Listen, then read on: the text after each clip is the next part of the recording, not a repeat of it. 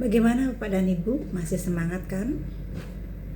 Sesi selanjutnya mari kita mencoba memberi saran, masukan, berdiskusi terkait dengan beberapa pertanyaan yang saya coba rangkum di LMS yang sudah dituliskan oleh rekan-rekan Ibu Bapak sekalian. Ada 5 pertanyaan yang menarik di sesi kali ini di modul 2.3 coaching untuk supervisi akademik. Saya coba bacakan satu persatu Bapak dan Ibu untuk kita bersama-sama diskusikan jawabannya. Yang pertama adalah apakah penerapan coaching didahului dengan supervisi? Menurut Bapak dan Ibu bagaimana? Silakan tulis di kolom chatroom dengan bahasa yang singkat dan jelas. Silakan Bapak dan Ibu. Luar biasa Bapak dan Ibu sudah semua menuliskannya di kolom chatroom. Apa yang Bapak dan Ibu sampaikan itulah yang menjadi jawaban kita bersama, bahwa supervisi akademik dan coaching itu memiliki tujuan yang berbeda. Oleh sebab itu, tidak mesti coaching didahului dengan supervisi akademik.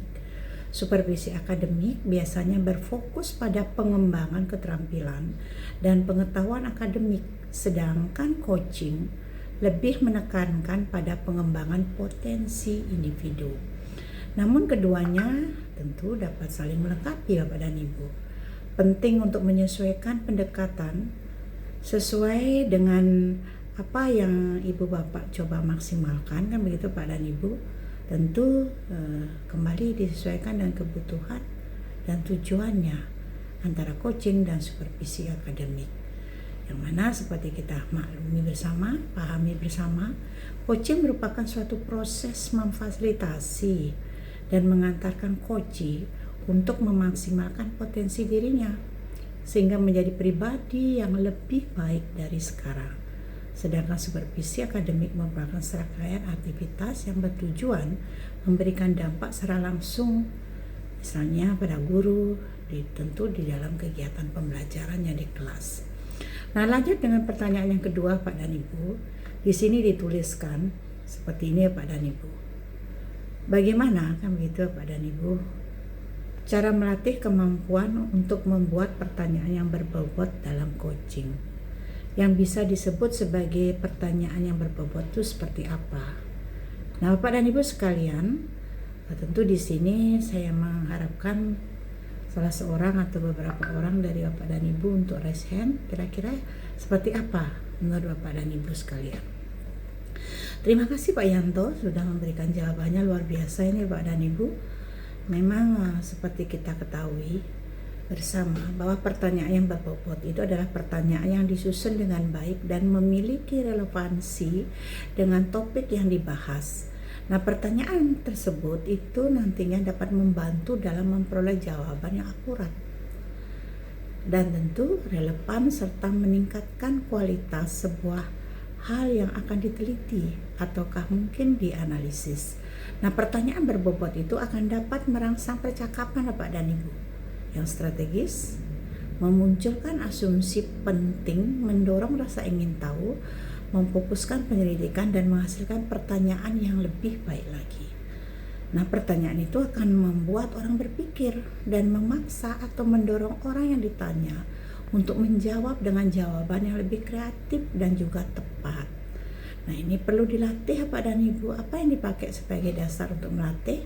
Salah satunya ya memang kehadiran kita penuh, konsentrasi memerlukan hal ini kan begitu Pak dan Ibu, dan mendengarkan aktif sehingga nantinya mampu menghasilkan pertanyaan yang berbobot. Nah, lanjut ke pertanyaan yang ketiga Bapak dan Ibu. Bagaimana cara kita mengajak rekan-rekan sejawat untuk di coaching, namun rekan sejawat itu tidak ingin di coaching, sedangkan kita tahu bahwa dia memiliki permasalahan. Apakah ada di antara Bapak dan Ibu yang memiliki permasalahan seperti ini?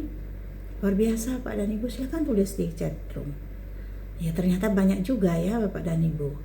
Nah, proses coaching itu memang tidak perlu dipaksakan Bapak dan Ibu, namun kita bisa memulainya dengan pertanyaan berbobot serta mendengarkan dengan rasa. Receive, acknowledge, summarize, ask. Nah, gitu Bapak dan Ibu. R, mendengarkan kata kunci, kata-kata yang diucapkan temannya yang tidak mau di coaching itu. dan diharapkan hadir secara penuh, maka proses coaching sudah terjadi dengan sendirinya dan dia tanpa disadari sudah melalui proses coaching. Yang penting bagaimana kita mencoba menerapkan 3 prinsip yang mendasari coaching, yaitu seni kita bertanya, seni kita mendengarkan, dan seni menangkap kata kunci. Saat itu sudah terjadi bahwa proses coaching sudah kita lakukan. Kalau kita paksa-paksa seperti itu, ya barangkali dia merasa terpaksa, kan begitu Bapak dan Ibu. Lanjut Bapak dan Ibu di pertanyaan yang keempat. Di sini dikatakan apakah coaching itu dikatakan gagal jika seorang coach tidak bisa membantu coaching menemukan solusi atas permasalahannya. Bapak dan Ibu sekalian, seperti kita ketahui, coaching itu tentu diharapkan berhasil, kan? Nah, agar berhasil maka seorang coach perlu memahami apa yang dapat dilakukan dalam coaching dan apa yang tidak dapat dilakukan. Seorang coach tidak dapat memperbaiki keadaan seorang klien yang pasif. Sebaliknya, seorang coach itu bertindak sebagai pemandu di sini ya Pak dan Ibu, dan katalisator untuk perubahan motivasi diri individu. Nah, jadi seorang coach dapat memberi tantangan, menginformasikan, memberi nasihat, tetapi terserah individu untuk bekerja keras dan memanfaatkan sumber daya tersebut. Seorang coach dapat saja memberikan semacam alat yang diperlukan, tetapi individu tersebutlah yang harus memilih untuk menggunakannya. Nah, seorang coach dalam proses coaching tidak boleh untuk memberikan solusi, tetapi dapat menggali potensi coaching. Jadi jika tidak berhasil itu bukan berarti coaching tidak berhasil, kan begitu Pak dan Ibu. Nah, terakhir, pertanyaan yang terakhir Pak dan Ibu, di sini disampaikan seperti ini oleh rekan-rekan kita Pak dan Ibu, bagaimana kiat kita untuk membuat pertanyaan yang dapat menggali potensi coaching dalam proses coaching. Nah, begitu Bapak dan Ibu. Ada yang bisa menjawabnya? Silakan Bapak dan Ibu, silakan tulis di kolom chatroom. Terima kasih Pak Yaya, silakan. Makasih Pak Yaya, Bu Andi. Luar biasa ini. Pada dasarnya keduanya tidak jauh beda pendapatnya Pak dan Ibu. Memang seperti kita ketahui, apa yang menjadi pertanyaan itu, begitu bagaimana sih kiatnya itu Bapak dan Ibu. Nah, untuk itu selalulah mengajukan pertanyaan yang terbuka dan berasal dari mendengarkan aktif serta bebas dari judgement, asumsi dan asosiasi, serta dapat menangkap emosi si coach. Nah, pertanyaan lahir dari mendengarkan.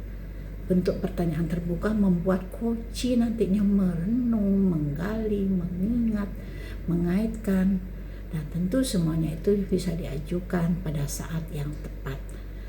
Nah, dari 5 pertanyaan ini barangkali pada dasar Ibu Bapak sudah berproses memahaminya, kan begitu Pak dan Ibu. Seandainya ada pertanyaan yang sama, berarti kita sudah merangkum dari jawaban-jawaban tadi.